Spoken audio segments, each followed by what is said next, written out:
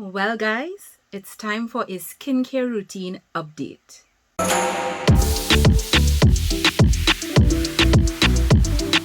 Hey everyone, welcome back to my channel. Thank you so much for joining me today. If you're new, welcome. And if you're already a part of the SheriApproved family, thank you so much for clicking on today's video. Many of you come to this channel to look at the reviews that I do on skincare products in general.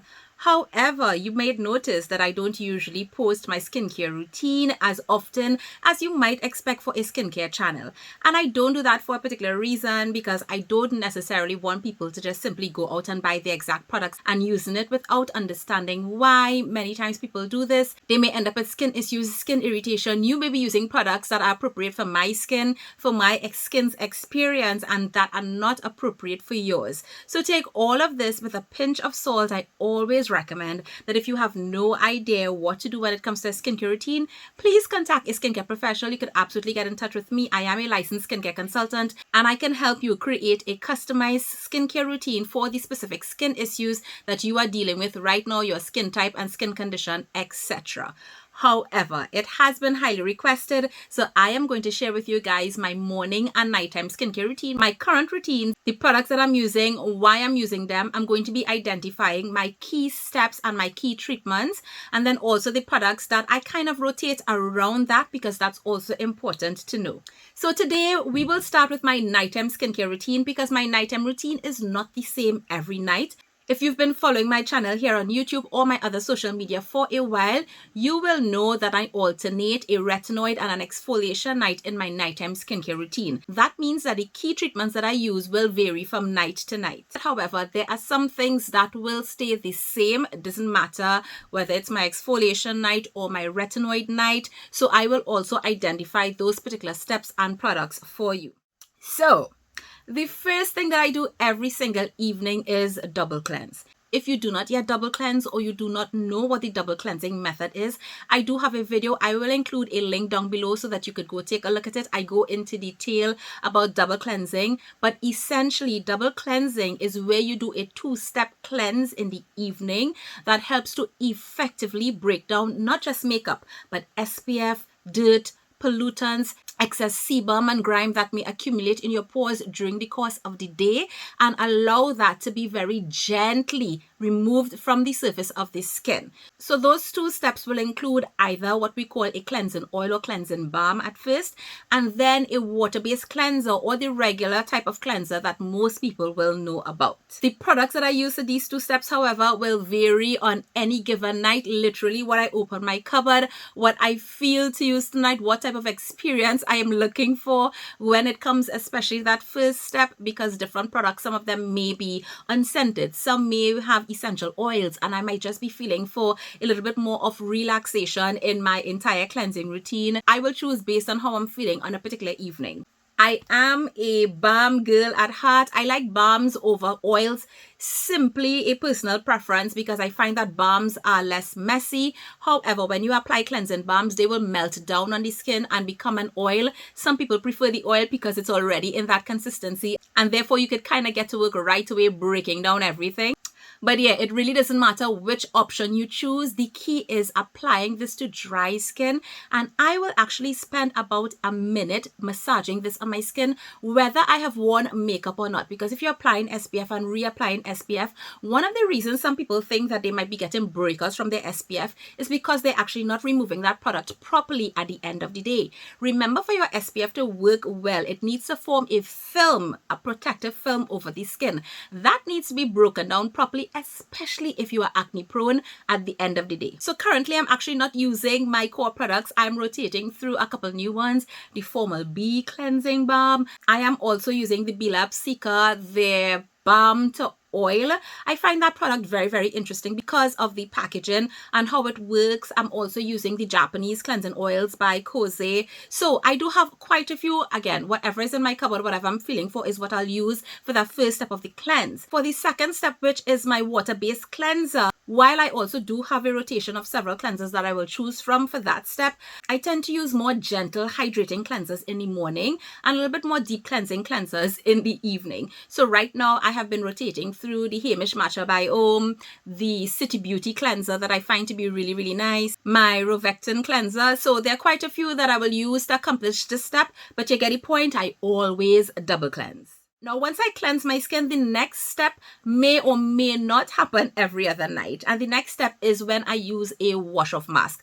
Now, I will do a wash-off mask at least 2 to 3 nights per week. Sometimes I will even do it up to every night. It just depends on my schedule, the amount of time that I have. Because wash-off masks, depending on the mask you're using, you can need to leave them on from as low as 1 minute up to probably 15 to 20 minutes. So it really depends on my schedule, probably the state of my skin. Some days I might feel like my skin is calling more for a mask than others. So I kind of play it by ear as well as the types of masks that I use. So I have different types of masks that I will rotate through. I do have clay-based masks, which are coming into use a lot more now, especially because the place is hotter and my skin is producing a little bit more oil. So I tend to reach for those as well. The other thing would be hydrating masks, and I use primarily hydrating masks. Can't go wrong with a hydrating mask, and a lot of them will also have like brightening, glow, radiance ingredients. Some of them might be hydrating, but they're also calming, and especially because I have acne-prone skin, that might come into play as well. And then there are also some exfoliating masks. Now, I don't do the exfoliating masks as often as I will use the other types of masks, and that's because I may have other exfoliants in my routine. So how I bring in exfoliating masks will really depend on what's my routine, how my skin is doing, and so on. I want to make a special point specifically about at-home peels, like the high-strength at-home peels, such as the Skin 1004 Zombie Peel, which is the preferred one that I like to use now. That one I probably use now like once a month sometimes. Again, it depends on the condition of my skin, and if I know that I'm going to be using that, I will actually drop back on some of the exfoliating products that I use in my routine, simply because I don't want to find myself in an over exfoliation state. And this is something that's so important. If you have skin of color, it is not worth it to be using very high strength exfoliants very often, because if you get irritation, that irritation is going to show up as hyperpigmentation later down the road. So you're going to end up with another problem that you would want to solve. When it comes to masks as well, I also treat myself at least once a month to a modeling mask. And if you are a mask junkie and you have not tried a modeling mask, let me tell you, it just takes everything to the next level. So modeling masks tend to be the kind of mask that you will get like if you go for a facial, where they will kind of mix something together, they put it on, it feels almost like gelatinous on the skin, and then they can lift the whole thing off of your face once it's actually done. I love modeling masks because my skin literally looks new. If I have an event, bet your bottom dollar I am going to be doing a modeling mask the night before or even on the morning. They really are the secret ingredient. Now, once I'm actually going to do a mask, I will pat dry my skin, because generally a wash off mask should go onto dry skin.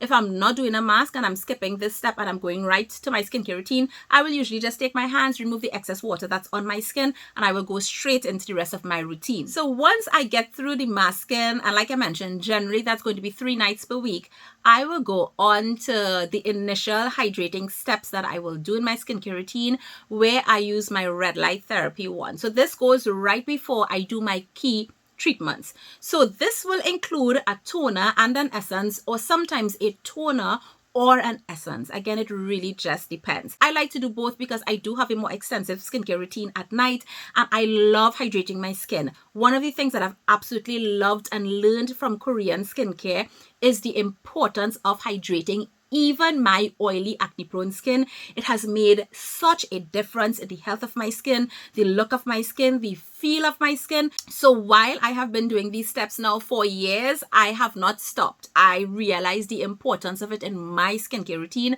for my skin.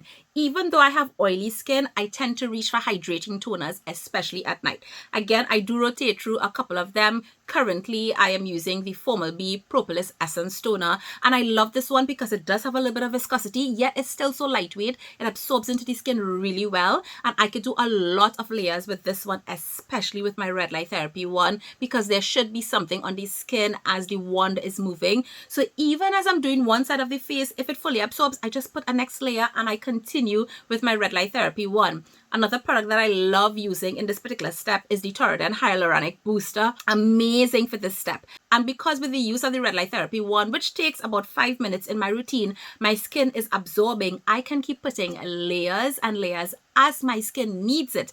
And in that time, I am getting so much hydration that's really going to plump my skin and set it up for what's coming next. Now, at that point, I could absolutely skip an essence and just go to the treatments. But knowing me at Sheri, I will do an essence. And like I shared with you guys, right now, I'm kind of rotating between the Donginbi, the Snow Brightening Ginseng Essence, as well as I am testing some of the treatments from Blithe.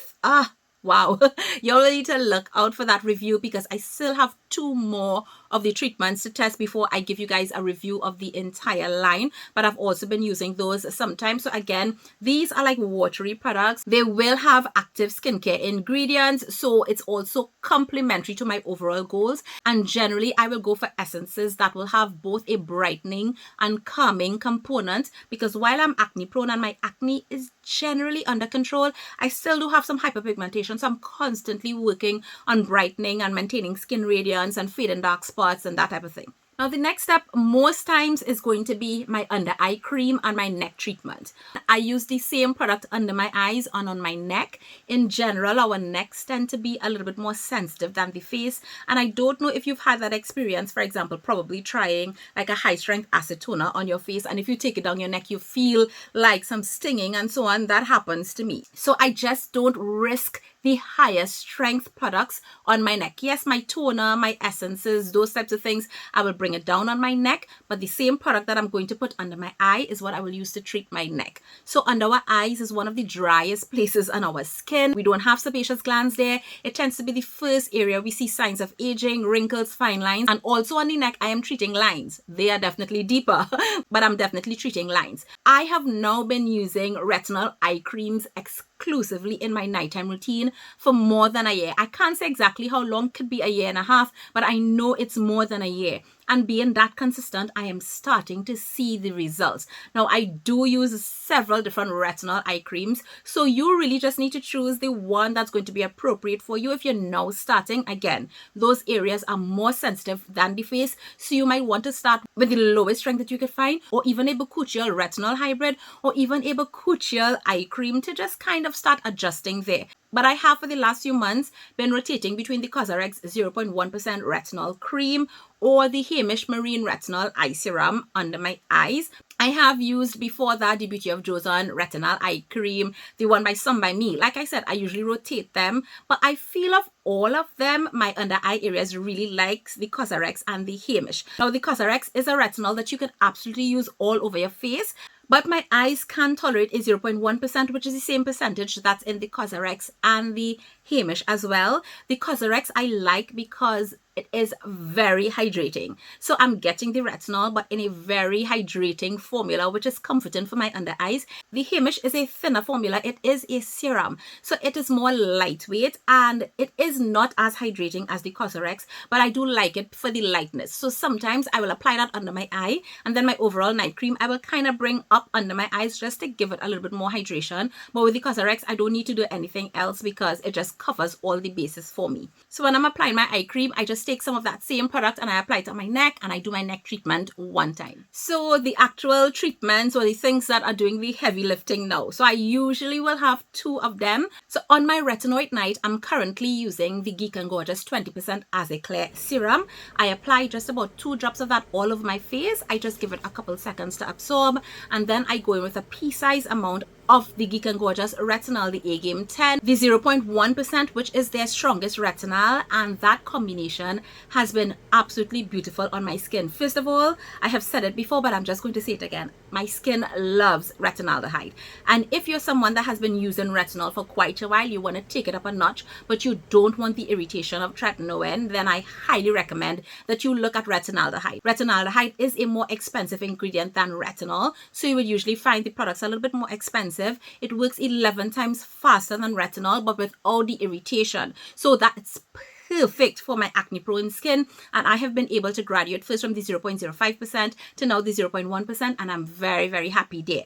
Now you might be saying, how come using azelaic acid and a retinoid on the same night? You absolutely can combine both of them, plus I'm using the Azeclear, which is an azelaic acid derivative, which is better for my malassezia sensitive skin, and that one is also less irritating and great for sensitive skin types. So the two together works absolutely beautifully, and I'm covering so many bases: well aging, brightening, treating my acne, treating fine lines and wrinkles, encouraging collagen production. So a lot is happening with those two treatments on my skin. Once that's completed, then I go to the last step of my skincare routine. Well, what might be the last step for most people, and that's moisturizer. Again, this is one that I play around a lot with, so there's several that I have in rotation. Really and truly, again, I will choose a moisturizer that's obviously going to be complementary. I'm not going to choose anything that has like a bunch of AHAs and so on because it's my retinoid night. I generally will go for moisturizers that might contain peptides, that might be brightening, that might be hydrating,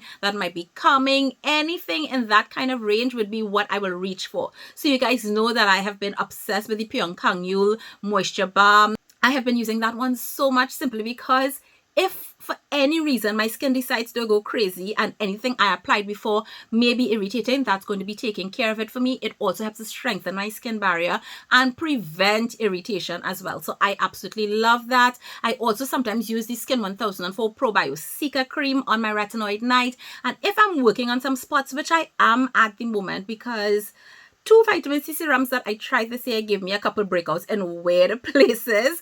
So I am working on a couple of spots on the sides of my nose in this area and so on. So sometimes I will use the Medipil Glutathione cream, which I love for that as well. And the other cream that I use a bunch is the Medipil Revetinol. I love that cream so much. It has peptides, EGF, it has brightening ingredients, it has salmon extract. You guys know that I love that ingredient as well. It is an all-round really great, well-aging, collagen boosting, hydrating, plumping, brightening moisturizer, and that one almost has a balm consistency as well. It is really a solid night cream if you have any of the types of concerns that I'm mentioning. So I also use that one a lot, and I generally kind of rotate between those, again depending on what my skin needs on that particular night. So that was my retinoid night. The differences between that night and the night that I actually do exfoliation is actually really small. The only difference would be one in my toner steps. Sometimes the toner that I will use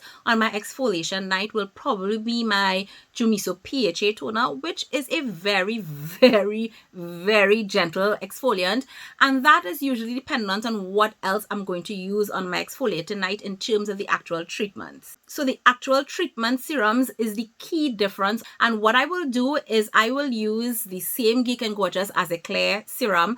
I will also use the Cos de Baja Salicylic 2%, the new SS serum, or the 4%. It just depends on what my hand touches really, and I will generally bring that in from about a week before my period, just to give a little bit of boost in terms of what might be happening in my pore and the collection of excess sebum and so on in the pore to deal with that. So I will use those two, and the other treatment that I do on my exfoliation night will be to use a bakuchiol product, and I use a bakuchiol product so that I can get my retinoid benefits on my exfoliation night without creating any excess irritation on my skin. So I have generally been reaching for 1 out of 2 products, the Benton Bakuchiol, which I really do enjoy, and the Cos de Baja L1. Now the Cos de Baja L1 is an interesting product. It has both bakuchiol 2%, but it also has retinol in 0.15%. And you're saying, oh my goodness, Sheri, so you're using retinol on your exfoliation night? Yes, I am. Now, not everybody can do this. It depends on your skin resilience, your skin condition, as well as we do know that there are benefits from using AHAs and retinol together. However, the majority of people cannot use this in the same routine because the potential for irritation increases. Now, the retinol that is in the Cos de Baja L1 is a very small percentage, extremely gentle, suitable for beginners. So my skin handles that serum really well. Plus, the bakuchiol in the product also helps to mitigate against any irritation. So basically, every single night of the week, I am getting in those retinoid effects in my skincare routine. Now, when I first started doing this rotation between retinoids and exfoliation many years ago, I will generally do like one night retinoid, one night exfoliation, one night retinoid, one night exfoliation. But as my skin now is using retinaldehyde and it has gotten very, very accustomed to retinol, I actually do more days of retinol now and less days of exfoliation. Another reason for that is because retinoids help to increase skin cell turnover, so I'm not having as much congestion and so on within the skin, as well as I'm having gentle exfoliants in different parts of my skincare routine, so I actually don't necessarily need to be using it as often as every other night. So what that means for me is that I do retinoids now about 5 nights per week. So I actually do 2 nights retinoid back to back, 1 night exfoliation, 2 nights retinoid, 1 night exfoliation, etc, etc, etc. Again, once I finish those treatments, the moisturizer rotation will generally be the same because the moisturizers that I rotate through are very complementary, whether I'm doing a retinoid night or an exfoliation night. And then I will cap off my nighttime routine with a lip treatment, which I usually apply at my bedside. So just before I go to bed. Again, I have a couple that I do love. You all know that I love the Beauty Hacks lip mask, as well as the City Beauty lip oil and the lip gloss. The lip gloss is an amazing lip treatment as well. I just use the clear on my lips sometimes overnight. And then I will do as well the Benton lash serum. Now, this is the step that I am not the most consistent with. I'm not ashamed to tell you guys that sometimes I absolutely forget. But the thing is, once I start doing it and I'm doing it for a few weeks, I'm always like, why am I not staying consistent with this? Because I really do see a difference in the strength of my lashes and how my lashes look when I apply mascara. Beautiful. If you're looking for lash treatment, I absolutely recommend that one. And if you are able to stay more consistent than me, just imagine the results you'd get. So yes, I hope you guys had a notepad and a pen to take all the notes that you needed. I hope that this video was helpful for you. As you can see, there's a lot of detail that goes into creating your skincare routine, selecting the products, how products are complementary as a whole, the types of ingredients that you're putting together. You have to look at formulations. You want to treat your skin, but you also want to make sure that you cover certain bases. You want to prevent irritation. You want to make sure that you hydrate your skin well. You also want to focus on what your skin needs. You want to focus on your skin type. So there's so many things that go into creating a skincare routine, and my nighttime routine is definitely not for a beginner. So if you're a beginner, please take note of that. If you got to this part, please leave a comment down below. Let me know that you watched this entire thing. And very soon I will be updating you guys on my morning skincare routine. Take care, guys. I'll see you again soon. Bye.